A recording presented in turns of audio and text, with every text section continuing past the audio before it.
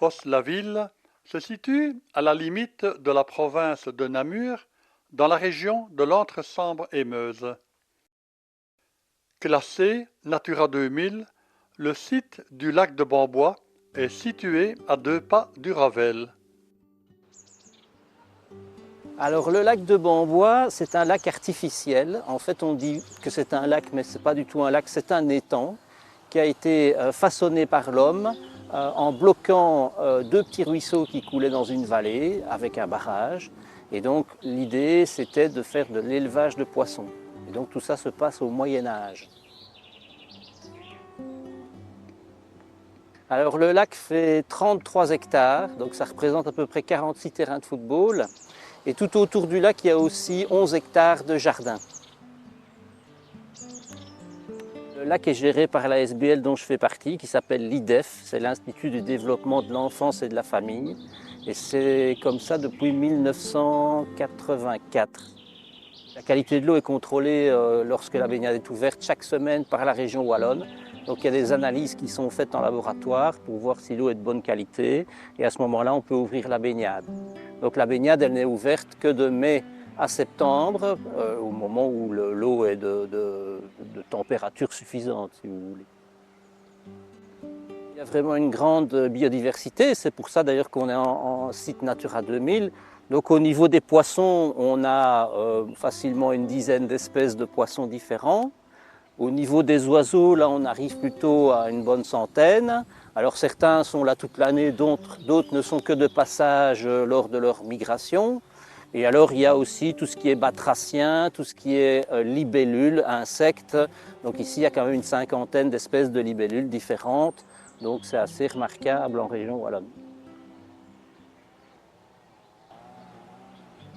Zéro pesticide sur le site, bien entendu, et alors des zones tampons tout autour du lac, c'est-à-dire que ce sont des bassins qui vont récolter les eaux de ruissellement qui viennent des champs et qui peuvent, elles, être chargées en engrais ou en pesticides.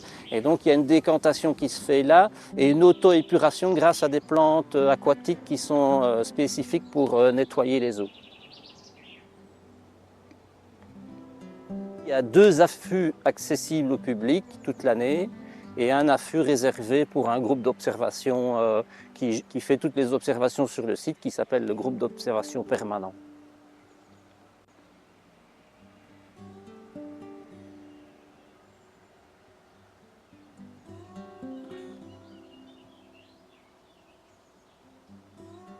Alors il faut savoir que dans les années 50, il y avait ici un curé qui venait et qu'on appelait le curé volant. Et donc il s'appelait l'abbé Simon et il venait ici, on avait construit au milieu du lac un grand plongeoir et il montait sur le plongeoir à plusieurs mètres de haut et il sautait dans l'eau. C'était une attraction à ce moment-là, il fallait payer pour le voir sauter. Et l'argent récolté servait au curé pour aider les pauvres de sa paroisse. Ça, c'est une petite anecdote amusante.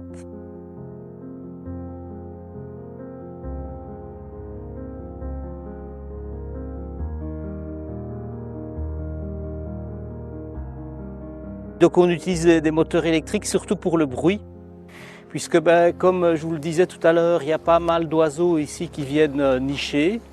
Et donc si on avait des moteurs thermiques, ça ferait vraiment beaucoup trop de bruit en fait. Voilà, c'est la principale raison. Alors donc ici on est à l'endroit le plus profond du lac, on est le long du barrage. Donc le barrage il fait à peu près 4 mètres de hauteur et donc l'endroit le plus profond du lac, il fait 3,50 mètres à peu près. C'est cet endroit-ci, on est vraiment à l'endroit où l'eau va être bloquée par le barrage. Donc l'eau elle vient de 2 petits ruisseaux qui sont les ruisseaux de Belleau et le ruisseau des bons enfants qu'on verra tout à l'heure.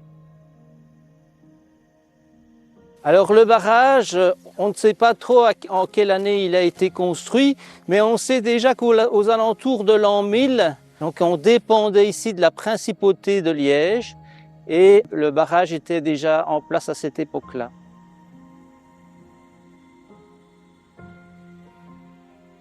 Alors ici on arrive devant une structure où je vais m'arrêter un tout petit peu.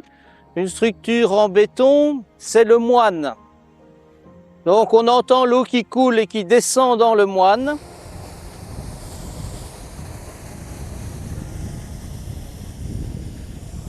Donc c'est le système de vidange du lac. Donc lorsqu'on veut vider le lac, on va utiliser ce moine. Donc pour l'instant, on vide tous les 5 ans. À l'époque, au Moyen-Âge, on vidait tous les 2 ans. Donc en fait, le moine, il descend jusqu'au fond du lac. Et il y a un système de planches. Et chaque fois qu'on va retirer une planche, on va diminuer le niveau d'eau de la hauteur de la planche, forcément. Donc lorsqu'on veut vider le lac, ça prend à peu près 3 semaines, parce qu'on ne retire pas toutes les planches d'un coup, sinon on inonderait le village de Fos-la-Ville, puisque le ruisseau qui redescend va vers Fos-la-Ville. Alors il y a une grille qui va bloquer les poissons, et donc il va se former ici devant le moine une espèce de poche d'eau, et c'est là qu'on va pouvoir venir pêcher tous les poissons, avec un filet du même style que les filets de pêche qu'on voit sur les bateaux de pêche, quoi. Alors ici, sur votre droite, vous avez le club de pêche. Et ici, on fait de la pêche sportive. Donc, on va travailler au leurre artificiel et on va pêcher principalement les carnassiers qui sont la perche et le brochet. On va faire une belle photo du poisson avec le pêcheur et on relâche les poissons. Donc, il n'y a pas de prélèvement en termes de pêche ici. Voici ici une tête de brochet qui a été séchée par un pêcheur. Donc, on les fait sécher dans du sel. Et vous voyez, ici c'est déjà un beau spécimen, ça. Donc on voit que c'est un prédateur parce qu'il a vraiment de très grands yeux, hein. C'est comme dans l'histoire du loup, là, hein, pour mieux vous attraper. Hein. Des grandes dents aussi, et une gueule en forme de bec de canard. C'est vraiment caractéristique du brochet. Alors le brochet, il a aux alentours de 500 dents. Donc il y a les grandes dents qu'on voit ici, mais aussi sur le palais, plein de dents. Donc lorsque le poisson rentre dans la gueule du brochet, comme toutes les dents vont vers l'intérieur, il est vraiment bloqué et il le mange. Alors dans les autres poissons, on a un très beau poisson ici, qui est la perche. Ça c'est vraiment un très beau poisson.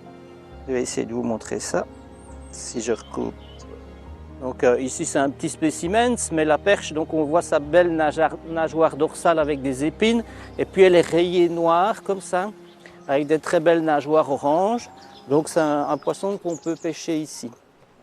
Alors le radeau végétalisé, c'est quelque chose qui a été installé par le contrat de rivière, Sambre et Affluent, pardon. Et donc le radeau végétalisé, en fait toutes ses racines vont tremper dans l'eau et ça va permettre aux poissons d'avoir des endroits pour venir faire leur ponte des œufs. Donc ce n'est pas tellement les végétaux qui sont intéressants ici, mais c'est plutôt les racines qui sont dans l'eau et qui vont servir pour protéger les poissons. Et donc en fait c'est pour montrer ce qu'il y a moyen de faire sur des endroits où les berges sont très bétonnées. C'est le cas de la Sambre. Hein. La végétation en bordure du lac, c'est tous ces saules. Ici, c'est des saules marceaux. Et vous voyez qu'ils ont les pieds dans l'eau. Le saule, il adore l'eau. Et donc, vous avez vraiment une série d'endroits où les poissons peuvent sans problème venir pondre leurs œufs et être à l'abri des prédateurs. Alors, on voit que les saules ont tendance à s'étendre un petit peu. Et donc là, on a un travail de gestion à faire, c'est-à-dire que quand en hiver, il y a moins de vie sur le lac, c'est une période plus calme, on va venir avec une barque et on va arracher tous ces saules, ces jeunes petits saules qui poussent en bordure de lac pour éviter que le lac ne se referme progressivement et que la végétation n'envahisse tout.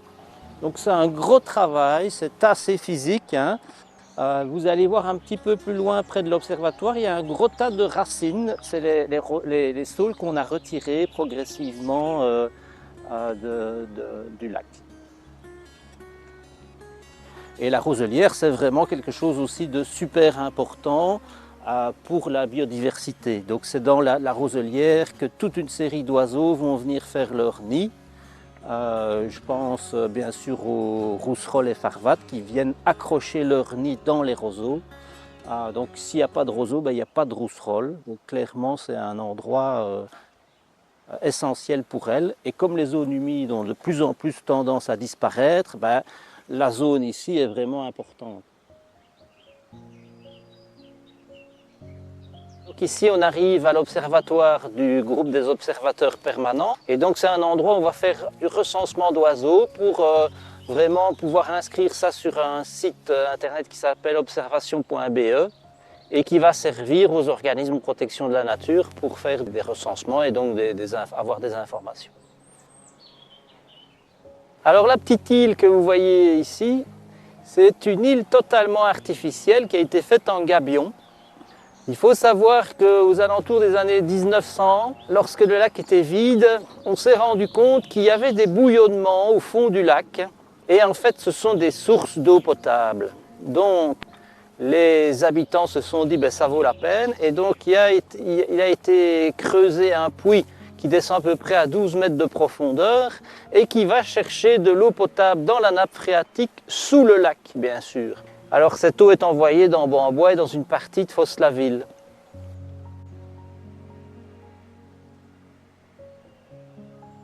Vous comprendrez bien l'importance de la qualité de l'eau du lac, parce que si on a une mauvaise qualité de l'eau polluée sur le lac, ben, cette eau va s'infiltrer dans la nappe phréatique et on va avoir des problèmes. On a beaucoup entendu parler des PFAS, etc.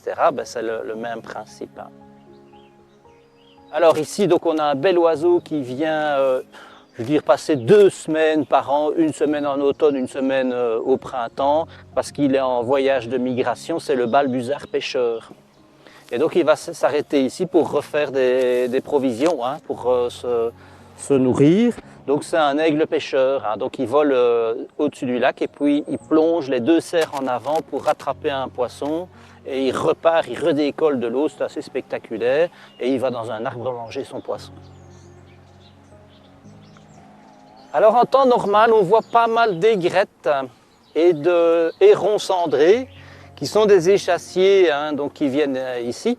Mais alors à cette période-ci de l'année, ils vont dans des zones de nidification. Et ils nidifient principalement sur les îles de la Meuse. Ah ben ici, c'est le grand observatoire qui est aussi accessible au public, hein, donc c'est l'occasion d'aller voir un petit peu si on a une paire de jumelles, ce qui se passe dans les roseaux là-bas à notre droite. Hein. On va passer près d'une zone de roseaux, de la roselière qui a été fauchée cet hiver.